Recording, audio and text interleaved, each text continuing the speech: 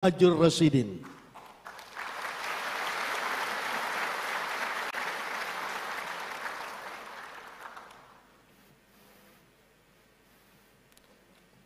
Bismillahirrahmanirrahim.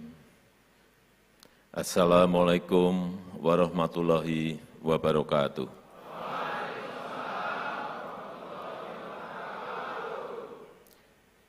Alhamdulillahirabbil alamin.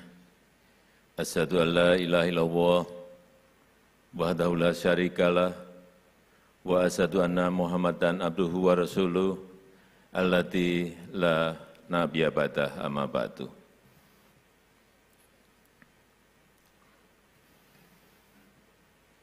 Yang saya hormati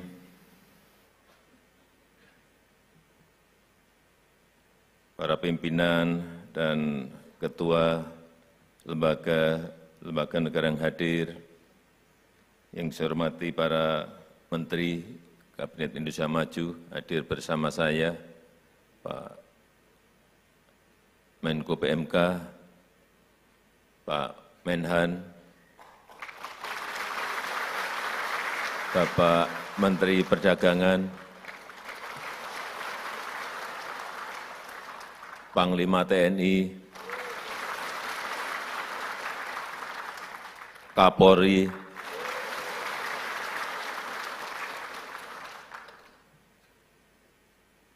yang saya hormati Bapak Romo Kiai Sepuh, Bapak Kiai Haji Sultan Aulia, beserta Ketua Dewan Penasihat DPP RI, Bapak Kiai Haji Edi Suparto Saifuddin, yang saya hormati Ketua Umum DPP LDI Bapak Kriswanto Santoso, para pimpinan Pondok Pesantren EDI, beserta seluruh pengurus harian DPW, DPD, LDI se-Indonesia, Bapak Ibu hadirin dan tamu undangan yang berbahagia.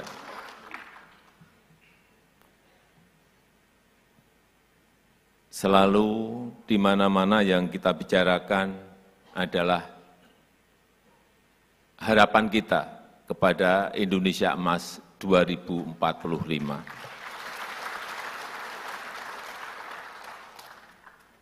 Termasuk tadi yang disampaikan oleh Bapak Ketua Umum EDI, memang kita diberikan peluang karena bonus demografi tahun 30-an, 2030-an itu memang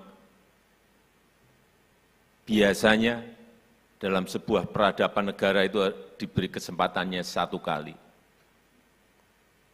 Tinggal kita bisa melaksanakan, melakukan lompatan atau tidak. Dan kuncinya betul, Pak Kriswanto tadi, adalah di pembangunan sumber daya manusia.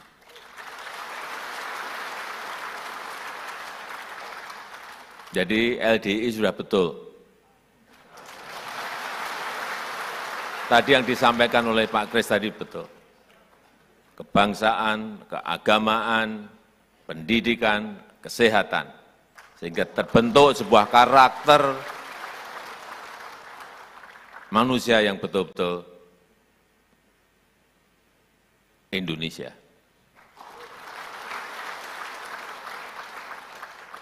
Tapi menuju ke Indonesia Emas itu tidak mudah. Banyak tantangan yang harus kita selesaikan. Di Amerika Latin, banyak negara gagal melompat menjadi negara maju. Tahun 50-an, tahun 60-an, tahun 70-an mereka sudah menjadi negara berkembang. Tetapi sampai sekarang mereka juga tetap hanya menjadi negara berkembang. Malah ada yang jatuh menjadi negara miskin. Problemnya adalah diberi kesempatan dan tidak menggunakan. Ini yang kita tidak mau itu terjadi di negara kita Indonesia. Insya Allah kita bisa. Asal semangatnya seperti di Rakernas LDI pada pagi hari ini.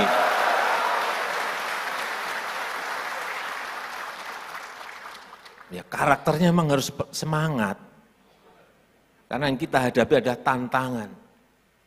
Oleh sebab itu sering saya sampaikan, 2024, 2029, 2034 ini adalah momentum yang sangat menentukan Indonesia bisa melompat maju atau tidak.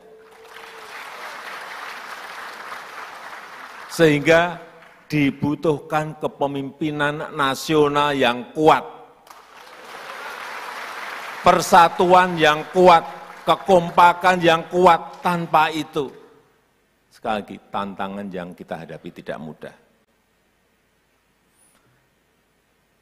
Tantangan global, ini justru yang banyak memang dari tantangan globalnya. Satu, ketidakpastian ekonomi global. Enggak jelas sekarang ini ekonomi global arahnya mau kemana.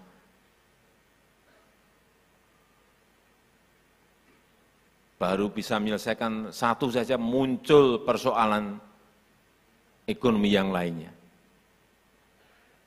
Sehingga sekali lagi dibutuhkan kepemimpinan yang kuat.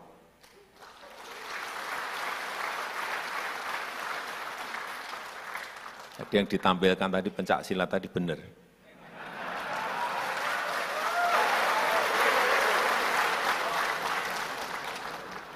Karena ketuanya Pak Prabowo.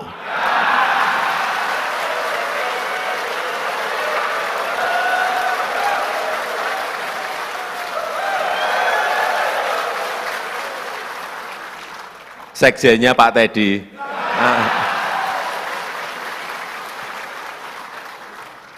LDI kalau gini-gini itu pinter banget. Memberi simbol-simbol gitu loh. Jadi yang pertama, ketidakpastian ekonomi global yang sulit diprediksi, sulit dihitung, sulit dikalkulasi. Yang kedua, perubahan iklim yang juga sulit dihitung dan sulit diprediksi. Dulu kita kalau ada perubahan iklim, ya hanya dalam kata-kata, tapi sekarang sudah nyata. Kekeringan hampir di semua negara sekarang ini terjadi. Panas bumi yang naik, gelombang panas, kita ada 7 provinsi kemarin kekeringan sehingga produksi beras kita menurun. Semuanya merasakan. Sehingga kalau dulu kita mau import beras, semua negara menyodorkan, Pak, kami punya sekian juta ton, kami punya. Sekarang ini mau import beras, tanya ke Pak Zulkifli Hasan, sulit mencari barangnya. Semua negara ngerem tidak ekspor beras untuk menyelamatkan rakyatnya masing-masing. 22 negara sekarang ini, kalau dulu ekspor beras, sekarang ngerem semuanya. Enggak ekspor. Sehingga betul, kedaulatan pangan, ketahanan pangan itu harus menjadi program kita ke depan.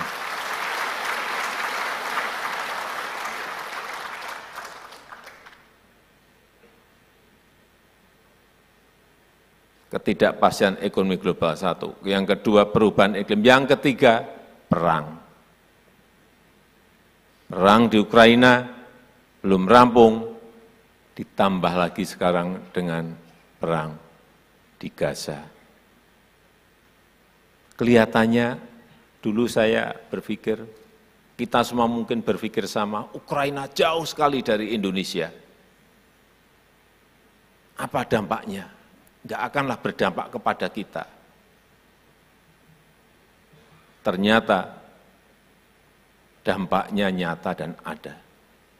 Kita impor itu gandum 11 juta ton per tahun. Ternyata 30% itu importnya dari Ukraina dan dari Rusia. Kapalnya tidak berani mengirim barang karena ada perang, semuanya stop. Bukan hanya di situ saja. Yang kedua, ternyata bahan baku pupuk kita itu berasal dari Rusia, Ukraina, dan Belarusia. Problem yang kedua. Sehingga apa? Harga pupuk naik, sekali lagi import kita sudah besar, gandum 11 juta ton. Karena di Indonesia memang tidak bisa kita tanam gandum. Saya saat bertemu Presiden Zelensky saat itu, dia menyampaikan, Presiden Jokowi, di Ukraina sekarang ini ada 77 juta ton gandum yang berhenti tidak bisa kita ekspor. Saya pindah ke Rusia, mau ngomong sama Presiden Putin 3 jam, cerita hal yang sama. Di Rusia ada 130 juta ton gandum berhenti. Artinya 207 juta ton gandum berhenti di Ukraina dan di Rusia. Artinya apa? Ada negara-negara yang tidak mendapatkan bahan makanan karena perang di Ukraina. Kita tidak merasakan itu, karena di sana stop kita bisa mencari yang lebih dari negara lain.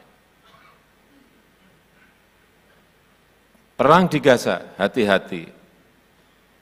Ini juga jauh, tapi tetap dukungan kita terhadap Palestina tidak akan surut.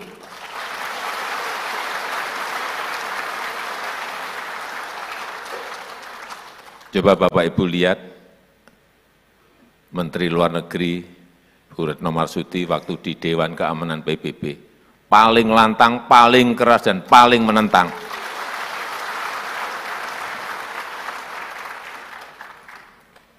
Saya juga heran, Bu Menlu kita ini. Orangnya halus, saya kok di Dewan Keamanan galak banget.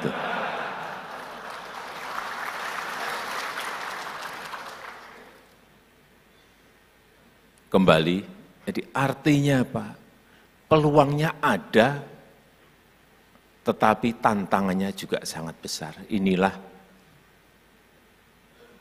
kenapa ke depan sekali lagi dibutuhkan kepemimpinan nasional yang kuat. Kepemimpinan nasional yang mempersatukan, kepemimpinan nasional yang mau merangkul semuanya untuk kekompakan, kesolidan, untuk persatuan negara ini dalam mencapai sebuah cita-cita besar Indonesia Emas 2045.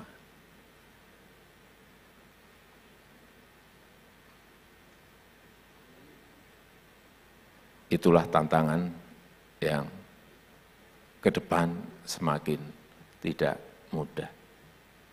Tapi sekali lagi, dengan karakter yang kita bangun, karakter SDM yang kita bangun, saya meyakini insya Allah kita bisa mencapainya.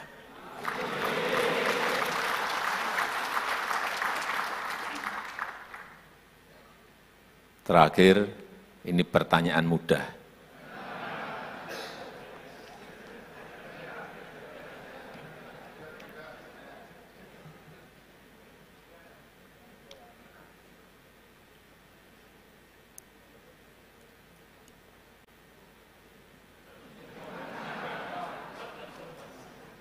Jauh di mata, dekat di hati.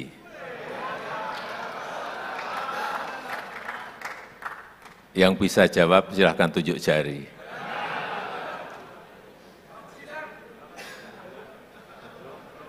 Ya, yang teriak boleh.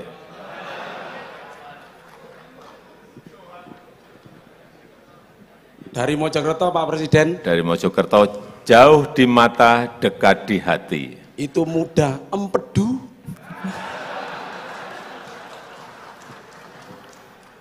Kalau bertanya di LDI itu pinter-pinter semua. Betul Pak, betul, betul. Silakan duduk.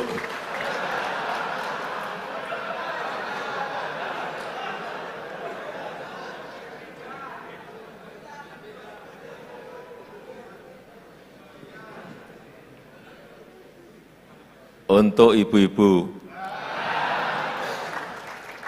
Ibu Kota Negara Baru Indonesia. Ibu, silakan.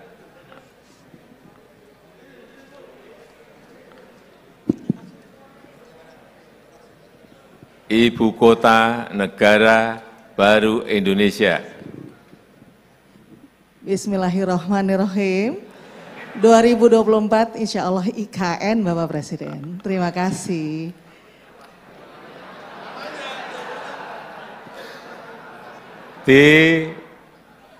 Lebih dijelaskan Bu, IKN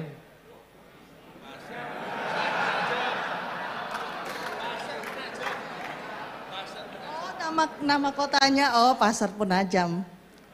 Terima kasih.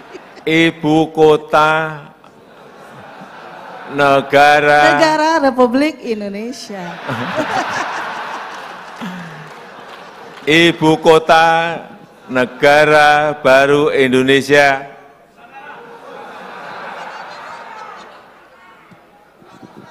Nusantara. Ya, IKN Nusantara. Saya rasa itu yang bisa saya sampaikan dalam kesempatan yang baik ini. Dan dengan mengucap Bismillahirrahmanirrahim, pada pagi hari ini secara resmi saya buka Rapat Kerja Nasional Lembaga Dakwah Islam Indonesia tahun 2023 dan saya resmikan Gedung Serbaguna Minhajur Rosyidin di Kecamatan Cipayung, Kota Jakarta Timur, Provinsi DKI Jakarta. Terima kasih. Wassalamualaikum warahmatullahi wabarakatuh. Selanjutnya kami mengundang Menko PMK, Menteri Pertahanan, Menteri Perdagangan, Ketua Umum DPP LDI, Ketua Dewan Penasehat DPP LDI, Ketua Dewan Pakar DPP LDI, Sekretaris Umum DPP LDI, Bapak Kiai Haji Sultan Aulia, Bapak Kiai Haji Fawaz Sultan Aulia. Tadi yang menjawab saya beri sepeda.